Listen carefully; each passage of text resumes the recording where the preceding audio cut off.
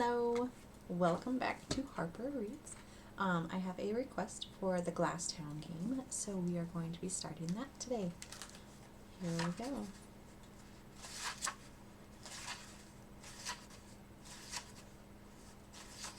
Alright, Chapter 1, The Bees. Once, 4 children called Charlotte, Emily, Anne, and Branwell lived all together in a village called Haworth, in the very farthest, steepest, highest, northernest bit of England. Their house stood snugly at the very farthest, steepest, highest bit of the village, just behind the church and the crowded graveyard, for their father was the parson. Every Sunday he stood up in the chapel and told the tightly buttoned people of Haworth all about the wonders of a buttoned-up heaven and the dangers of this buttoned-down earth. The 4 of them were mostly looked after by their Aunt Elizabeth and their maidservant Tabitha, for a parson has very little time for children, what with all that worrying about heaven and earth and buttoning both up and down. But oftener and oftener they looked after each other, which suited them very well. Charlotte was the oldest. Her thick hair parted through the center of her skull like a dark sea. She had a round, pale face, a fearsome scowl, and a smile that was slow to come, but worth the wait. Branwell felt quite strongly that just because he was 11 and Charlotte was 12 didn't mean that she could do anything he couldn't do, or know anything he didn't know. He had dark eyes and eyelashes and eyebrows and dark curly hair. When he frowned, which he almost always did, he looked just like a storm cloud come to life. Emily, close behind her brother at 10 years old, had ringlets the color of hazelnuts, soft gray eyes, and a wonderful memory. She could remember the teeniest details, like the color of the gloves she wore on the day her mother died. As for Anne, the youngest, she was very nearly the prettiest child in Haworth. Her hair shone almost the same blonde as the girls in fancy paintings. Even though she'd only just turned 8, she watched everyone with her wide, gray-violet eyes so intently that the whole house felt a little as though she were spying on them, making reports to some invisible spy master. There had been more of them once. They used to be 6, Maria and Lizzie, older than Charlotte, with matching fiery brown eyes and red cheeks and big rolling voices. All the girls but Anne had gone merrily off to school together, but Lizzie and Maria caught matching fiery fevers, and what came back in the carriage with poor Emily and poor Charlotte they'd buried in the churchyard. It was too big a thing to hold in their heads all at once, like the idea that the moon was actually a huge cold stone hanging in the lonely dark forever. They knew that was true, but if they tried to go outside and see how vast and empty it really was, they just couldn't make it feel true.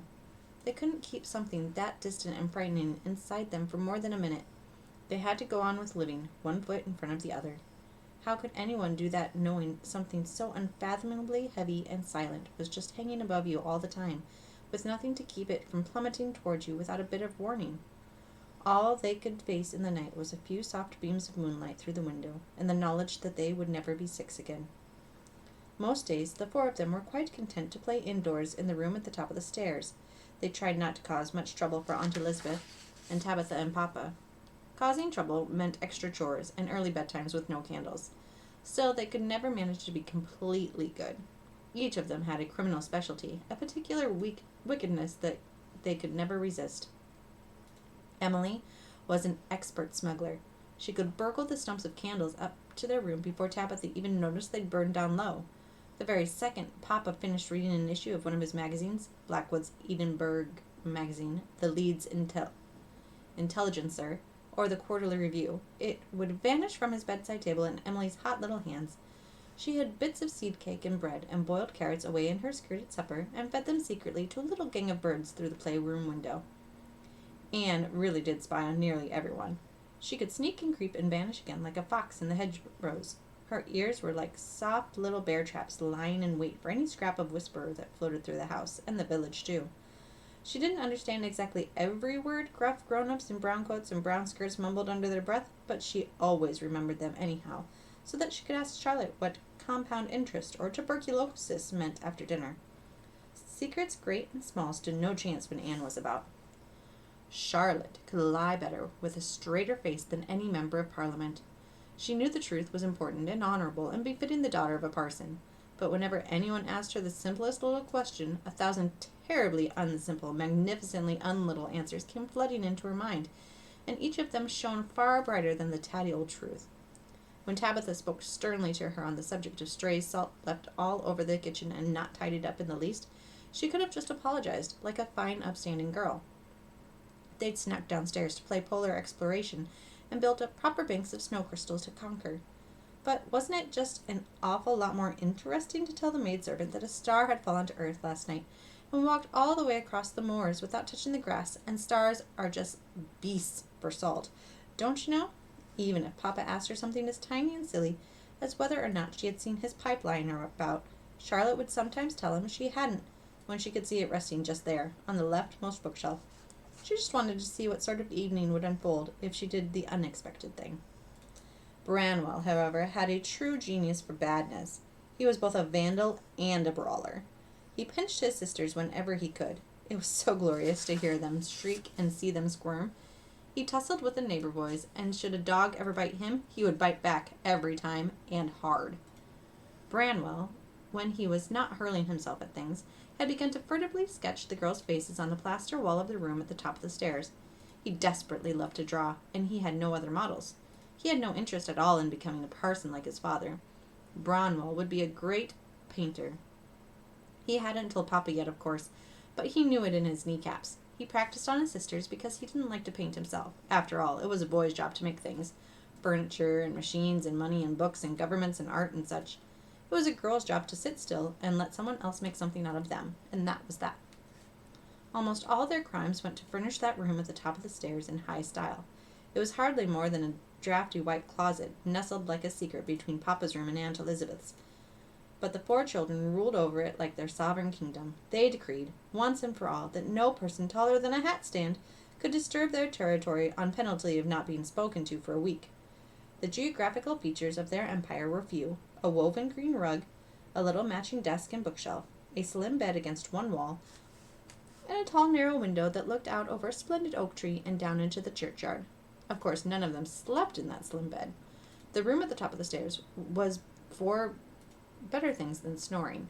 They kept it well stocked with paper and inkwells and toys and watercolor paints. At the moment, they counted among the subjects of this small and tiny kingdom Snowflake, Rainbow, and Diamond, a nearly half-blind elderly raven, one-legged sparrowhawk, and a motherless baby owl who visited at the window most nights. Jasper the pheasant, who could not fly up into the tree but visited all the same, pecking among the roots, and 2 dusty dolls with lavender bonnets. But the 3 older children had ignored the dolls for months in favor of their prized possessions, 12 jointed wooden soldiers Papa had given them as a Christmas present to his only son. The girls had made a quick end to that. No sooner had Branwell got the box open, but his sisters had seized up his troops and named them outlandish things like Crashy and Bravey and Cracky and Sneaky and Gravy and Cheeky and the Duke of Wellington and the Rogue and Goody and Naughty and Napoleon Bonaparte and Stumps, shouting with excitement while Braun fumed. Each quickly claimed their favorites for themselves and hoarded them closely. Only Anne still loved her doll. Branwell could be bullied out of his soldiers, but Anne would not be moved on the subject of the ratty old thing with yellow horsehair and green glass eyes. Charlotte and Branwell's favorite game was Welly and Bonny. Charlotte adored the Duke of Wellington as fiercely as Branwell worshipped Bonaparte. The battle lines were drawn, the playroom nation divided.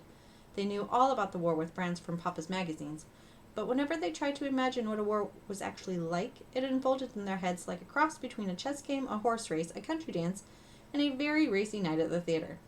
What they felt absolutely certain about was that some time ago, a French fellow named Napoleon Bonaparte had crowned himself the king of everything without asking everything its thoughts on the subject. Then another different fellow, called the Duke of Wellington, who was English like themselves, boldly, fearlessly, and possibly single-handedly thumped Bonaparte and whumped him, and jumped him until he was king of nothing much. Papa still didn't drink claret wine. He said it was too French to be of any good for him. The whole world had once loved plain Welly and Boney, and Branwell and Charlotte did not want to be left out just because they'd gotten born a bit late. Emily much preferred polar exploration, with her wooden men, Captains Ross and Perry, slashing the frozen sea in half to find treasure at the bottom. Whenever she touched Perry's wooden soldiers, ice filled Emily's mind, ice that went on and on forever and never stopped. It looked so clean to her, like a perfect lace tablecloth, until her great wild roaring ships tore the lace to pieces, their sails clanging with icicles, their cannons full of fire.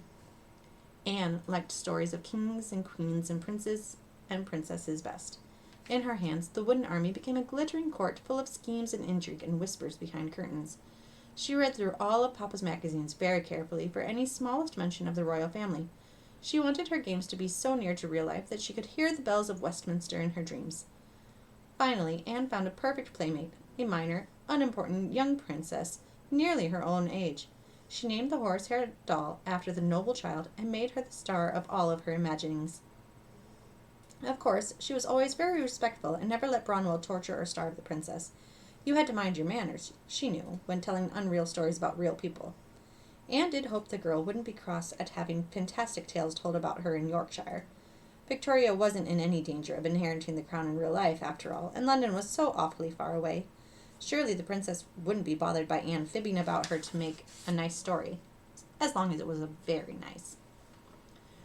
But no matter the game, Bronwell insisted on being at the center of it, whether he lurched around as Scurvy, the vicious prince of the Arctic seals, or the wicked Marquis of Douro, out to steal Princess Victoria for his bride, or even as Napoleon himself. As the only boy, Bron knew the burden of being the hero of all of their games, and indeed their lives rested firmly with him.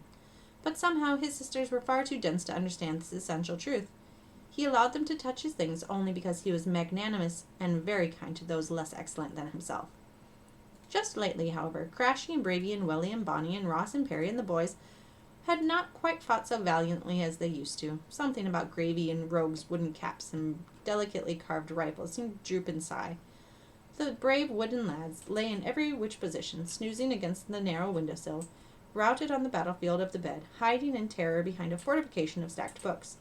Bronwell's drawing suffered as well. He could not get Anne's hair to curl the right way anymore, and Emily's nose simply would not nose.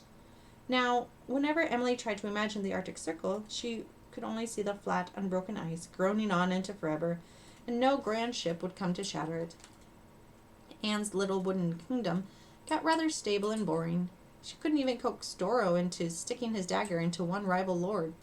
Even Charlotte's lovely handwriting melted into a sad little scrawl. Tabitha always said Charlotte wrote just as pretty as King George and twice as clear, but now you could not tell her capitals from the chimney-sweep's swipe. "It's on account of the Beastliest day," whispered Anne to her brother. Her eyes widened to hold the tears that trembled in her lashes. "It's so close now." "I know, Annie, I know," sighed Bronwell, licking the tip of his best drawing pencil. "But if we say its name, it will only come faster. Now hold still. I've almost got your hands looking like hands again and not paws." The Beastliest day hung like gray wet curtains over the parsonage.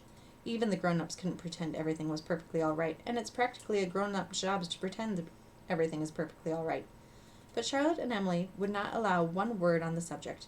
If Bronwell or Anne so much as took a breath to speak of it, Emily would only say, "Hush, we're together now, and now is all that matters."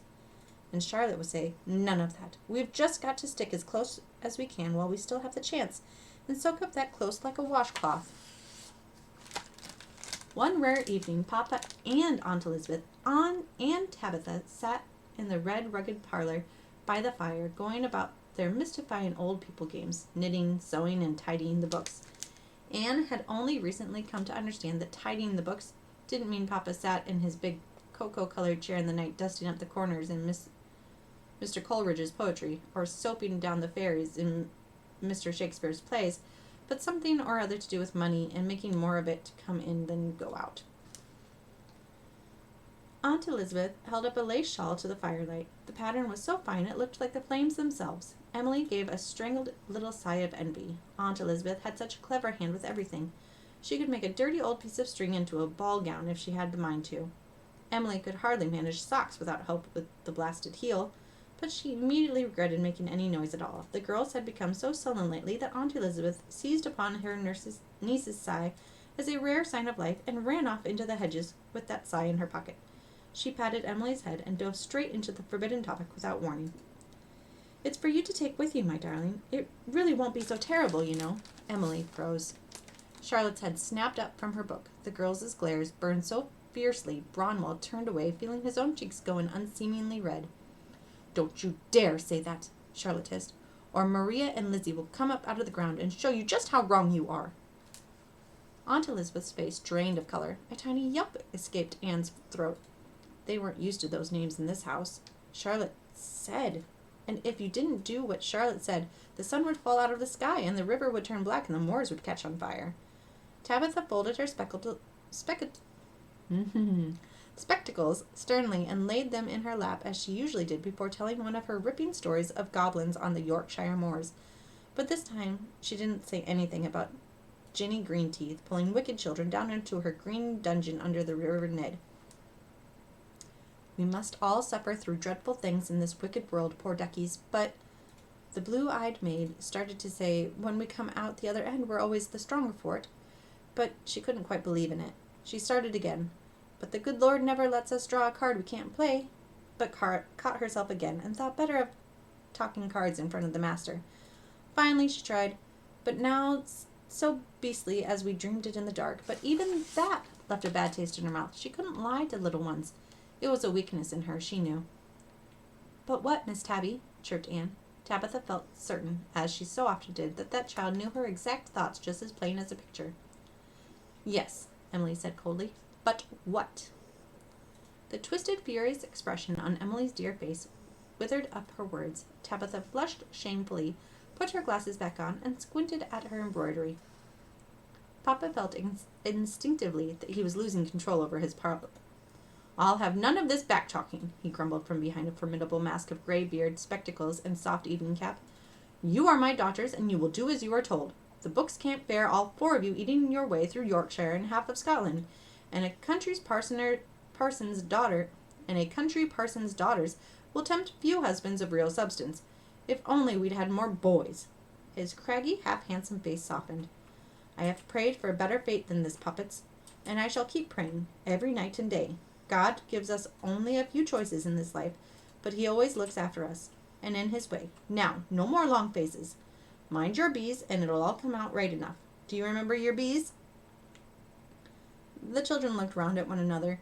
Papa never did the B's. It was Mamma's little saying she'd made up all by herself for her babies. She would tell them sternly to repeat after her, and then make marvelous buzzing noises against their cheeks like a whole hive of bumblebees, until they couldn't breathe for laughing. They kept saying it was long after she was gone, when they couldn't sleep for worry of sorrow or cold. But there were fewer bees now. They'd retired Maria and Lizzie's parts. It seemed only right after everything. Buck up, whispered Charlotte, weeping softly into her book. Be brave, whispered Emily, clutching her sister's hand. This was where Maria would say, button your coat, and Lizzie would chime in, buckle your soul.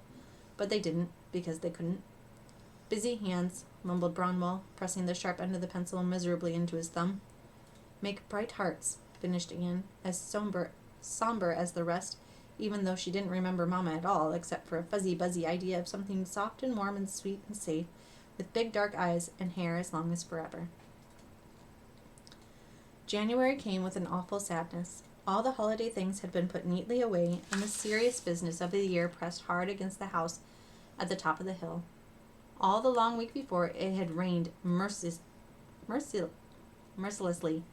until the whole world seemed made for nothing but mud puddles, and the only folks still living in it, a few half-drowned field mice and badgers with stuffed-up noses. All week long, Charlotte and Emily had stared mournfully out the window of the room at the top of the stairs, hoping the whole world would just drown itself and leave them alone at the helm of their house, which they would steer and sail like Noah's old yacht. They had gotten quite a ways into a very sober listing of which animals they should like to save and which to leave owing it to being crawly or otherwise horrid. All week long, Bronwell and Anne had talked of nothing but what we shall do when the rain stops. For surely the rain couldn't last all the way up to the Beastliest day. It just couldn't. The world wouldn't do that to them. But when at last the rain ran away down to London to bother the bankers and the barons instead, their time had run out. The Beastliest day was upon them. Chapter 1.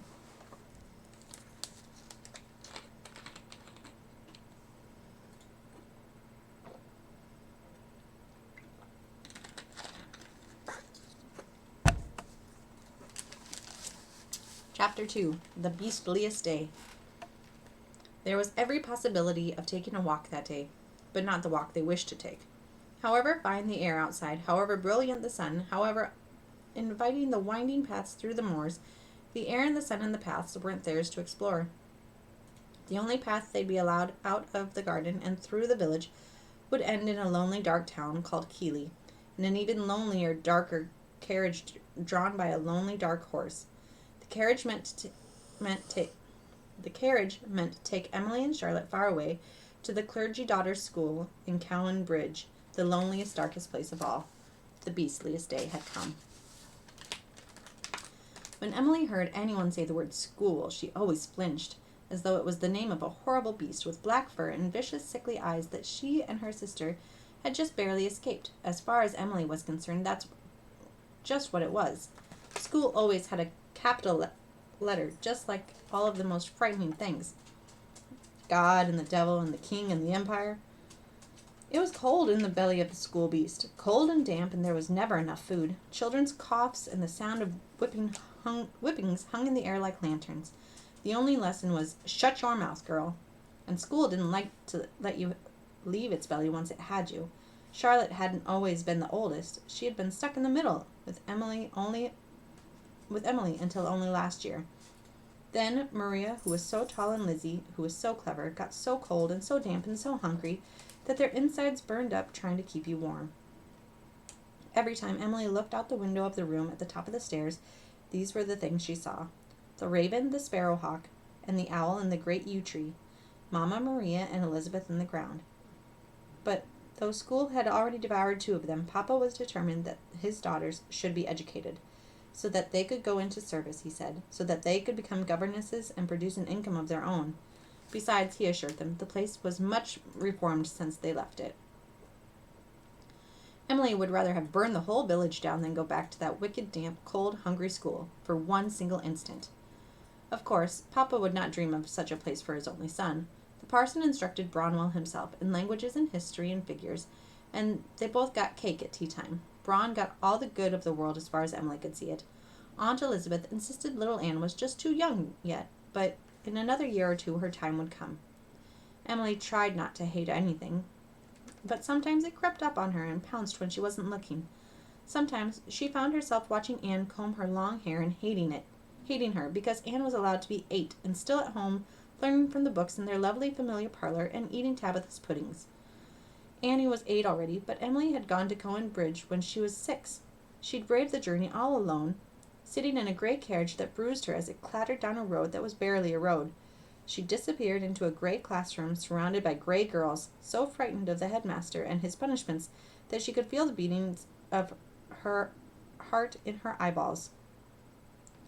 Maria and Lizzie had gone together, then Charlotte. They'd all had each other to cling to, like hens in a yard. Of course Charlotte hated school and wanted revenge upon it, but Emily felt certain her sister hadn't quite the blackened terror of the place crunching on her heart the way she did. It wasn't the same. Charlotte could survive anything. She'd outlast the Moors out of sheer stubbornness. Emily had no idea that Charlotte dreamt every night of that dank, pale place, with only the rain coming through the roof for company, and the little girls coughing like their lungs meant to get free once and for all to sing her to sleep. The beastliest day laughed in the face of January and dawned as brilliant and bright as June. The blue Yorkshire morning shone so crisp it seemed ready to snap in half at the slightest touch. Great scoops of vanilla sunshine melted on the moors. The shadows of great mischievous clouds cut the shaggy hills into a checkerboard of yellow and purple grasses. Little flocks of straggler sparrows pecked hopefully for worms in kitchen gardens. Sleepy rabbits washed their whiskers in dry, cozy barns, and Charlotte and Emily sat alone in the room at the top of the stairs and cried. Tabitha, to her credit, got a whole boiled egg, a wedge of bread, and a dab of her good plum jam into each of the 4 children, though no one felt much like eating. She and Aunt Elizabeth led them in one last whirlwind of household duties. On any other day, this would have been a pitched battle, howls of injustice and declarations of the rights of children on one side, and on the other, promises, threats, bargains, appeals to heaven and all of the angels. A double story tonight after supper if Charlotte would clear up the remains of breakfast. No sweets at all this week if Bronwell didn't take the scraps out to the chickens and bring in the eggs. If only Anne would sort the mending into baskets, she might leave off her embroidery tonight and have the whole evening to read as she liked, and certainly Emily's soul would be saved forever by simply doing as she was told for once. But none of that happened. Not on the Beastliest day. Charlotte set one last kettle to boil as though she loved nothing so well in all the world. Emily lovingly put aside the evening bread to rise. Anne sweetly stirred the batter for a luncheon cake her sisters wouldn't even get to nibble. Branwell got the laundry water boiling without complaint, and even offered to cut potatoes for the mutton stew so Tabitha could rest her feet. But the old maidservant did not have it in her to rest so much as a toe.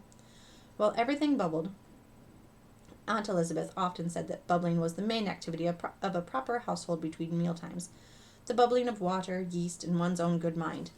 Tabitha set out their bonnets and caps and gloves and extra thick woolen stockings. All that remained was the room at the top of the stairs. It needed constant minding, that perfect little whitewashed country, and Charlotte made certain it always got it, even if Emily, Anne, and Branwell had been born slovenly creatures with a stocking behind each ear, which they had not, really. Charlotte's heart was a clean, snug, and well-ordered place, with the iron jaw of a great admiral before a grim battle at sea. She strove to match the world to her heart.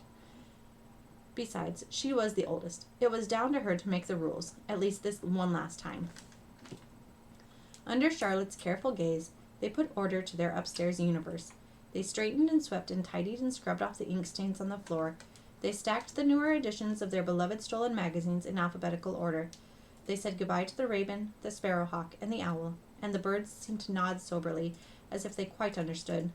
Emily propped the threadbare dolls up where the two of them could see out into the churchyard and keep Mamma, Marie, and Lizzie company. At last they laid the wooden soldiers away neatly in their fine latched box. Take Crashy with you," urged Branwell, slipping his favorite of the brave lads into Charlotte's suitcase. Charlotte felt her brother's forehead to see if he had caught some strange fever that made him want to share. He waved her off. "I don't expect I shall like playing Wellington and Bonaparte with only Anne to man the English side anyway." "I can man the English side," cried Anne from the hallway, her pride quite wounded. "I'll shoot the French right out of your mouth, you'll see." They all fell quiet. They knew very well that without Charlotte to dream up new adventures for her Duke and Emily to insist upon playing polar exploration instead, Branwell and Anne would settle on some other game of their own. By the time they all saw one another again, they would hardly remember where they left the Duke of Wellington and the Emperor of France, or why they'd ever fought so fiercely. In the end, Charlotte knew better than to refuse a gift from her brother, as she might never get one again. She folded a thick brown skirt around Crashy to keep him safe in her suitcase. Emily took Bravey, and thus ended the Napoleonic Wars. Finally, they could not think of any more ways to put off the beastliest part of the beastliest day. "Perhaps it is all different now," Emily whispered, though she didn't believe it for a second. "What if someone came along while we weren't looking and cast a spell over Cowan Bridge, and now it's always summer there, and there's apples running down the rainspouts, and fresh bread hanging on blue ribbons from every street lamp, and hot tea in the village well, and a tiny dragon to keep every hearth lit all night long, and she faltered. "And pixies in the pub," Charlotte chimed in, stroking her sister's hair, just as Lizzie had done to her when she was upset. This was part of the eldest child's chores, as much as laundry or mending.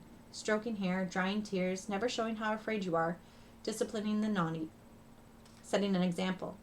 Charlotte wasn't at all sure she was doing them right. She never thought she'd have to do them all. And wheels of cheese in the fields instead of hay, and cider in the river, and books swimming around in it like fish, and you and me with miniature maypoles to fish with, and Anne crept down the hall listening to the older girls play the game of and. Anne loved the game of and almost as much as she loved Toffee and Tabitha's stories, and not only because she'd thought for the longest time that it was the game of Anne.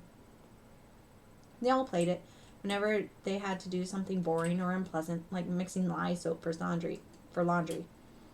What if someone came along while we weren't looking and swapped the lye for powerful goblin powders and the washing water for the water of life, and then one of them would catch on and pick it up and keep it going, and made all our dresses in Branwell's Sunday suit come to life and take us away to the kingdom of clothes, where they used thimbles for shillings and buttons for pounds. Then, usually Branwell would barrel in and spoil it by running off with the game and steering it straight into a cliff, And then all your dresses and my Sunday suit form up into an ace fighting battalion and convince the millinery ministers of the kingdom of clothes to declare war on the kingdom of soap, and both kingdoms run red with dye and blood. Anne crouched down like a cat on the stair just below the little white room where her sister sat. She piped up. And you'll have red and golden evening gowns for uniforms and phoenix feathers for pens, and the Duke of Wellington will invade the headmaster's office and beat the old man silly with a unicorn horn. She put that last one in specially. Anne thought Wellington was rather rubbish, but she liked imagining him walloping the headmaster of that rotten school until he cried. And Maria and Lizzie will be there waiting, all well again and alive, and only ever hiding all this while, like a pair of foxes in the fall, finished Bronwell softly from the bottom of the stairs. Anne smiled at him gratefully. Sometimes, Bron can manage not to ruin things. For a minute, here and there. And then he wrecked it after all. Papa says it's time, he whispered. Papa and Aunt Elizabeth waited for them just beside the great heavy front door. No tears now, their father said. He ran his hand over his mustache to keep his children from seeing his new worrying lines he'd grown overnight. He looked his son over speculatively. 11 is old enough to taste a bit of manhood, eh? There's a lad. No daughters of mine will wander the countryside unchaperoned. Bronwell, my boy, I'm trusting you to get your sisters safely to Cayley and see them seated in the Cohen Bridge carriage before you go running about gawping at things. Protect them as I would, my boy. Bronwell's throat went tight. He straightened his shoulders under the responsibility, the authority, the power. He had better answer with something very grown-up. They were all looking at him expectantly. I shall prove your trust in me well placed, father, the boy said, and his voice didn't crack, though it very much wanted to. Take Annie along. You'll want company on the return. The youngest of them lit up as bright as butterflies. Bron rolled his eyes. Just when Papa had singled him out and given him a commission, he had to go and let everyone come along. Aunt Elizabeth drew 2 small coins out of the wrist of her glove. You'll have to buy supper for you and your sister once the girls have gone, she said in her reedy, wobbly voice. Here's a shilling and a sixpence. Give it to the man at the Lion and Rooster, and he'll give you a pair of fish pies. You may have 1 hard toffee each at Mrs. Reed's shop on the high road. Bring the change safely home, agreed? Bronwell took the money with a trembling hand. He felt unsteady on his feet, his head spinning, practically drunk. Finally, he had been given mastery over his sisters. He had the money. He had position.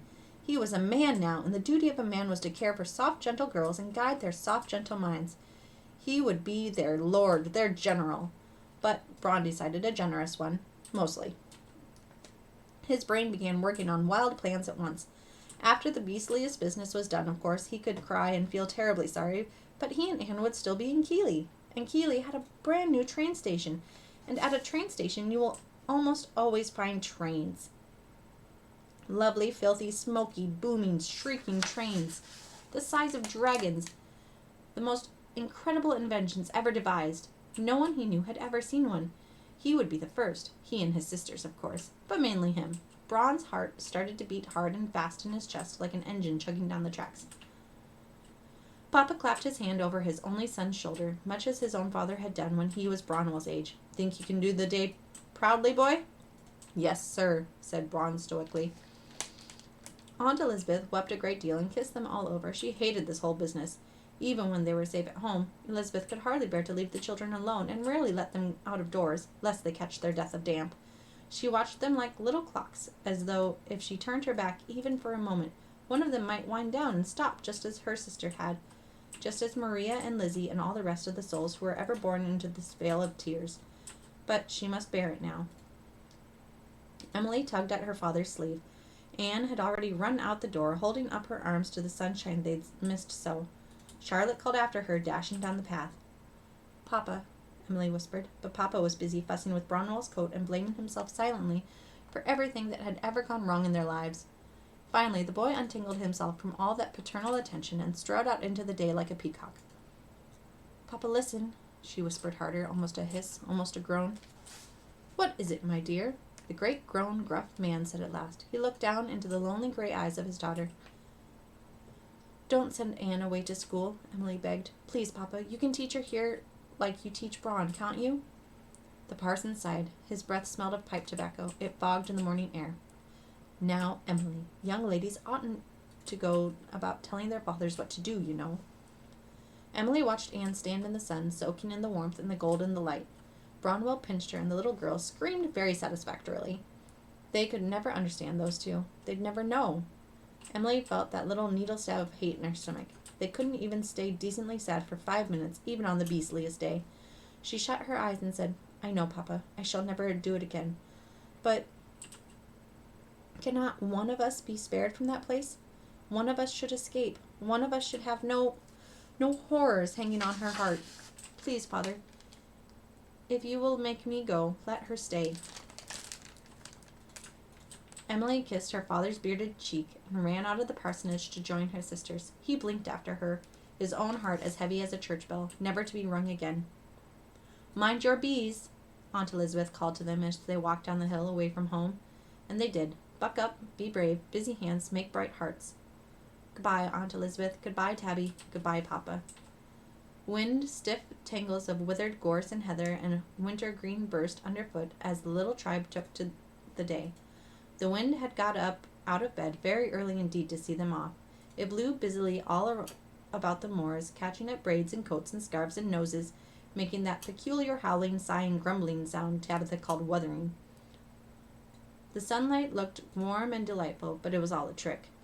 Those fitful scraps of sunshine were hard and cold as the headmaster's heart. They marched after the light all the same, up and out onto the little hills and hollows of the moorland, their cheeks whipped red and hot. Charlotte trudged silently up a worn purple path through the January hills. Braun quickened his pace to keep up. "I ought to walk in front, Charlotte," he yelled after her. "Papa said I was your chaperone. I ought to lead the way. Charlotte! Charlotte, are you listening? I am in charge." Charlotte was not listening. Braun's long curls whipped across the bridge of his great arched nose, his brow, as ever, furrowed and fuming. He would have been shocked if he knew how perfectly his face reflected his sister's own frown and grump. But he could only see the back of her woolen dress prickled with bits of twig and old withered thistle burrs. Emily and Anne did not care who went first. They'd all get where they were going, and no one could do a thing about it. Why rush? They hung back, holding hands and picking their path carefully, so as not to crush any sweet plants that might wake up again in the spring. Emily looked up at the frozen sun, her brown ringlets crowding a narrow, sharp face that somehow already looked quite grown. And that was chapter 2. We're going to stop there for the night, and I will see you next time. Thank you.